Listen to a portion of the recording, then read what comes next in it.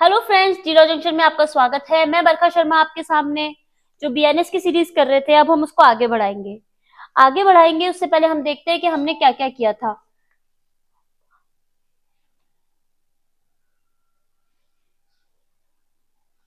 हमने देखे थे चैप्टर 1, चैप्टर 2, चैप्टर 3, चैप्टर 4 और आज हम करेंगे चैप्टर 5।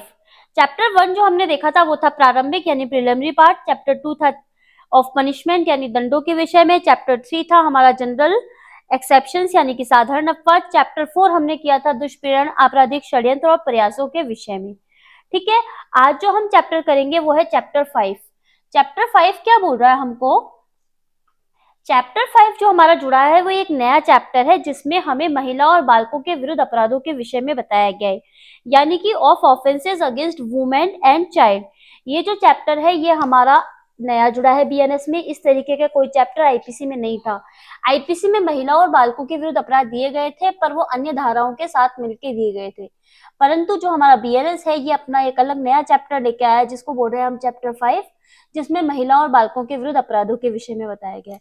इसकी जो धाराएं कवर हो रही हैं इसकी जो धाराएं कवर हो रही है वो कवर हो रही है 63 से लेके 99 तक। 63 से 99 हमको बता रहे हैं कि महिलाओं और बालकों के विरुद्ध कौन कौन से अपराध होंगे, किस तरीके से होंगे।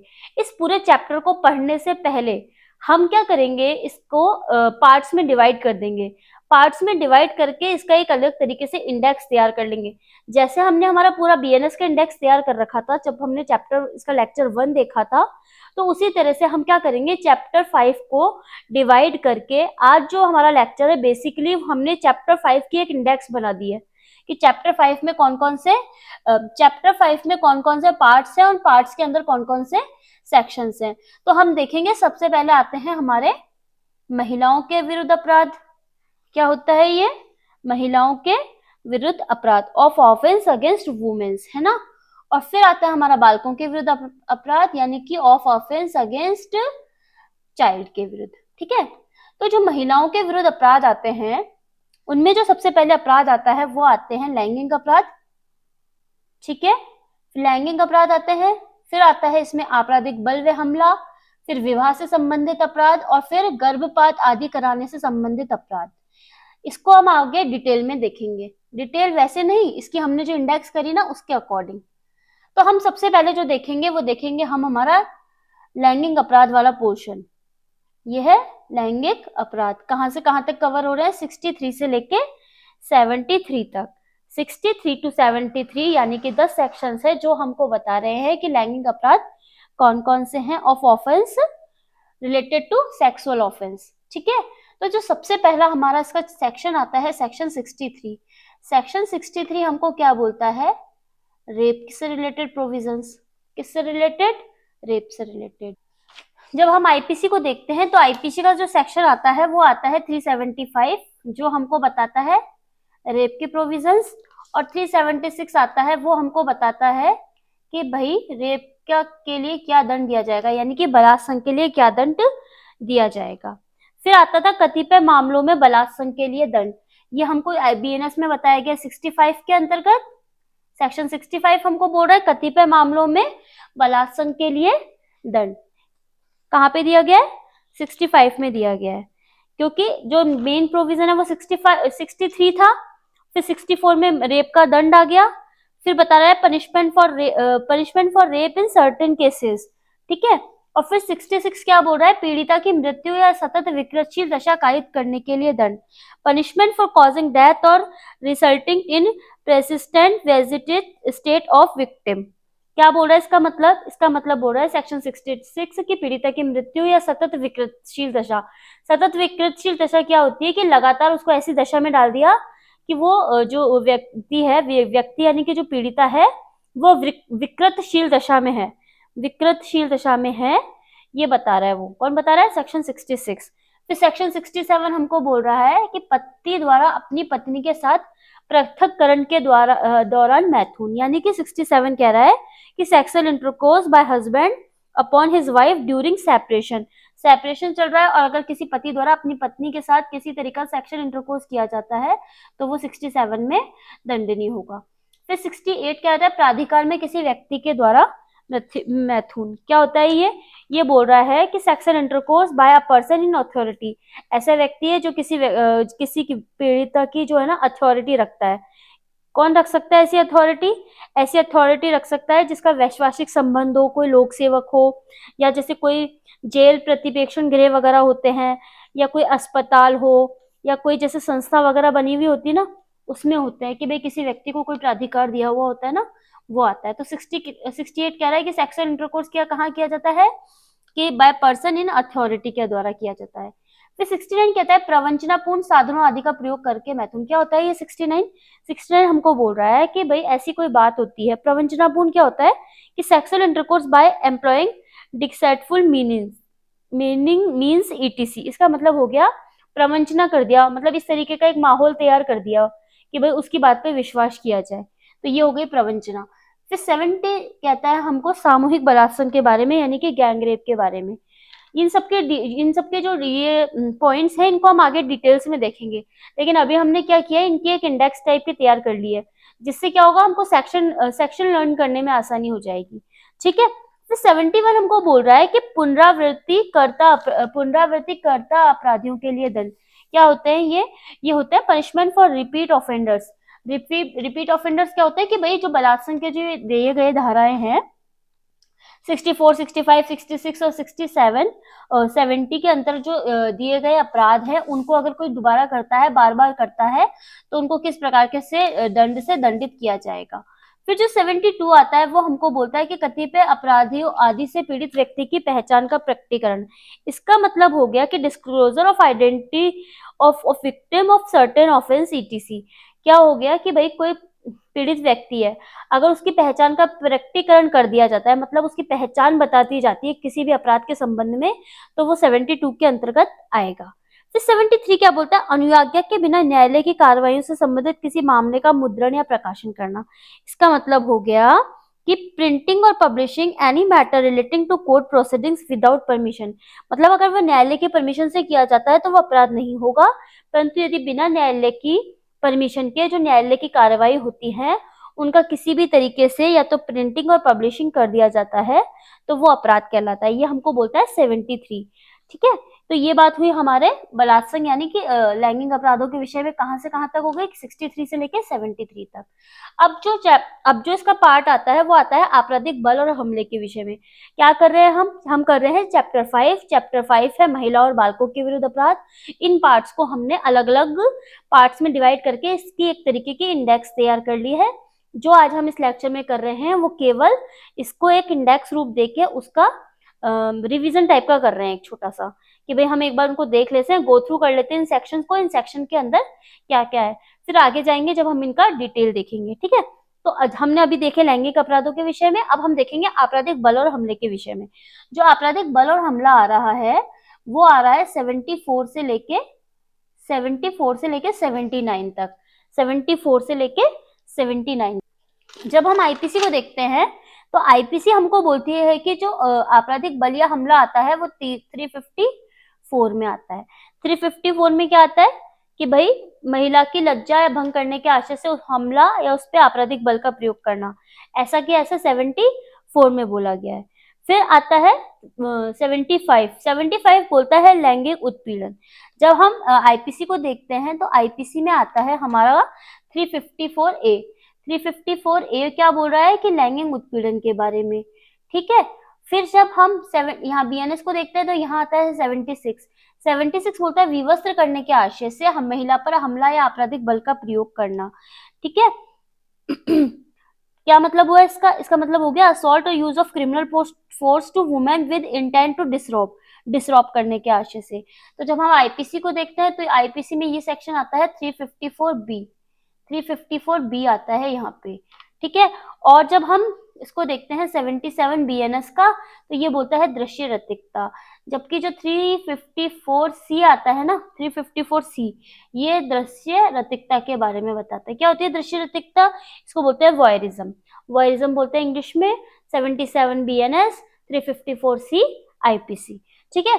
फिर 78 क्या बोल रहा है? 78 बोल रहा है पीछा करना।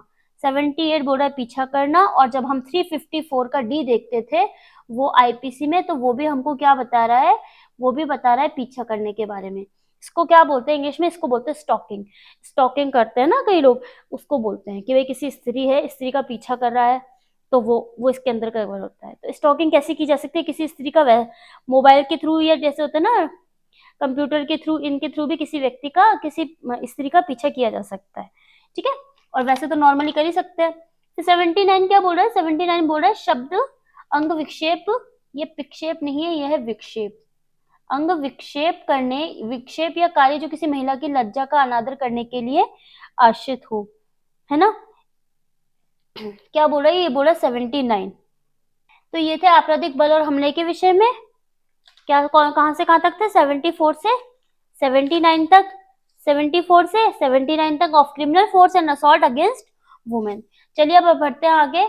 आगे जो हमारे प्रोविजंस आ रहे हैं वो आ रहे हैं विवाह से संबंधित, यानी कि मैरिज से रिलेटेड। मैरिज से रिलेटेड प्रोविजन कहां से कहां तक आ रहे हैं, 80 से लेके 87 तक of offence relating to marriage, 80 से लेके 87 तक। क्या आईपीसी में भी इस तरीके के प्रोविजन दिए गए थे, बिल्कुल दिए गए थे। आईपीसी ने भी हमको विवाह से संबंधित अपराधों के बारे में बताया। जब हम आईपीसी को देखते हैं तो वहां पे आता है चैप्टर 20। चैप्टर 20 क्या बोलता है आईपीसी का, आईपीसी का चैप्टर 20 बोलता है विवाह से संबंधित अपराध of offence relating to marriage.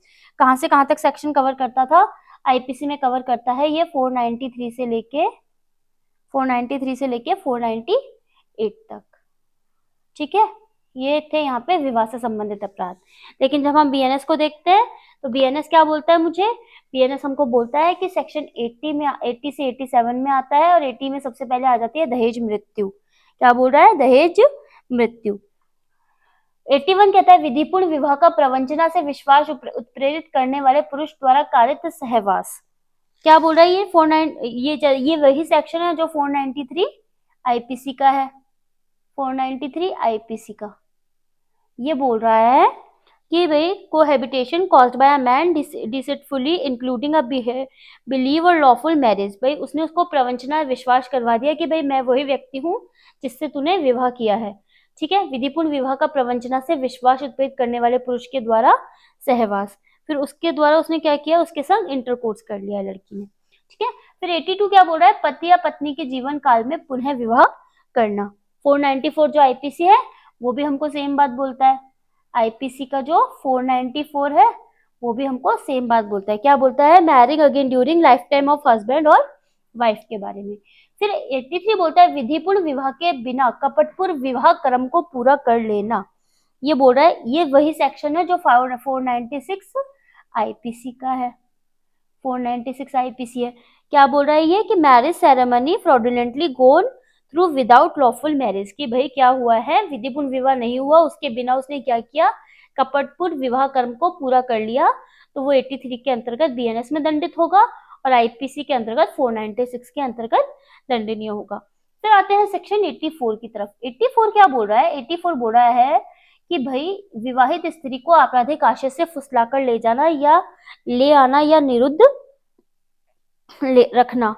तो ये वही सेक्शन है जो आईपीसी का 498 है, ठीक है। 498 भी सेम बात कर रहा है कि भाई विवाहित स्त्री है, उसको आपराधिक आशय से फुसलाकर ले गए और ले आना या फिर उसको निरुद्ध रखना, ठीक है। एनेक्टिंग और टेकिंग अवे ऑफ और detaining with criminal intent a married women. यहाँ पे क्या किया गया अपराध, महिला जो कि विवाहित है उसके विरुद्ध अपराध है ये, ठीक है। फिर उसके बाद 85 आता है किसी स्त्री के पति या पति के नातेदार द्वारा उसके प्रति क्रूरता करना। तो ये वाला जो चैप्टर है ना, ये बीएनएस में तो इसको महिला विवाह से संबंधित अपराधों में कवर कर लिया, लेकिन जो आईपीसी है, आईपीसी ने इसको एक अलग से चैप्टर दे रखा है 20A दे रखा है, जिसमें 20A में दे रखा है 498A सेक्शन। 498A सेक्शन आता है, वहां पे यही सेम बात बोल रखी है कि किसी स्त्री के पति या पति के नातेदार द्वारा उसके प्रति क्रूरता करना, हस्बैंड और relative of a husband of a women subjecting her to cruelty, ठीक है। ये किसने बोली हमको, आईपीसी के 498A ने बोली है, और यहाँ पे हमको 85 ने बोली है। क्या बात बोली है कि भाई किसी स्त्री है, उसके पति है, उसके पति के नातेदारों के द्वारा यदि कोई क्रूरता करता है तो वो यहाँ पे कवर हो जाएगा। फिर आती है 86 में, अलग से इन्होंने क्रूरता की परिभाषा को दे दिया कि क्रूएल्टी क्या होती है, ठीक है। फिर इसने बोला 87 ने कि भाई विवाह आदि को करने के लिए किसी स्त्री को व्यपहृत करना या अपहृत करना या उत्प्रेरित करना, इसका मतलब हो गया, बीएनएस बोल रहा है कि भाई 87 जो सेक्शन है उसमें ये बात है कि कोई व्यक्ति यदि विवाह करने के लिए किसी स्त्री को व्यपहृत करता है या फिर अपहरण करता है उसका, या उसको विवाह करने के लिए उत्प्रेरित करता है, तो उसको 87 के अकॉर्डिंग दंडित किया जाएगा। ठीक है, आगे बढ़ते हैं। आगे बढ़ के जाते हैं हम गर्भपात आदि से रिलेटेड ऑफेंस, यानी कि अबॉर्शन से रिलेटेड ऑफेंसेस। इसको मिसकैरेज भी बोला जा सकता है, of the causing of miscarriage. ठीक है ना, कॉजिंग ऑफ मिसकैरेज से रिलेटेड अपराध जो आते हैं वो इसी के अंतर्गत आते हैं। ठीक है ना, तो सबसे पहला जो सेक्शन आता है वो सेक्शन आता है 88। 88 क्या बोलता है? गर्भपात कारित करना। 88 बोलता है गर्भपात कारित करना, कॉजिंग मिसकैरेज। ठीक है, तो मिसकैरेज के अंतर्गत जो सेक्शन आईपीसी में आता था वो आता है आईपीसी में 112, सॉरी 312 आता है, 312 आता है। कहाँ पे कवर होता है ये आता है चैप्टर 16 आईपीसी,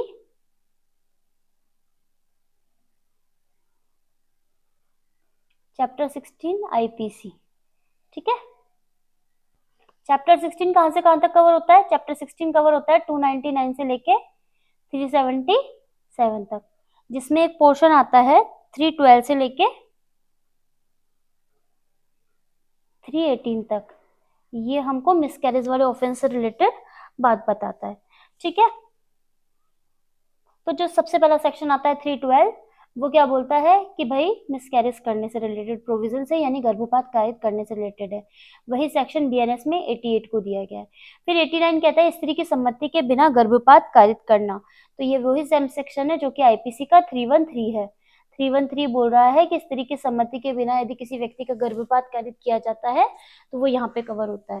ठीक है, फिर सेक्शन 90 क्या बोलता है? सेक्शन 90 बोलता है गर्भपात कारित करने के आशय से किए गए कार्यों के द्वारा मृत्यु कारित करना। क्या बोल रहा है? कि गर्भपात कारित करने के आशय से किए गए कार्यों के द्वारा मृत्यु कारित करना।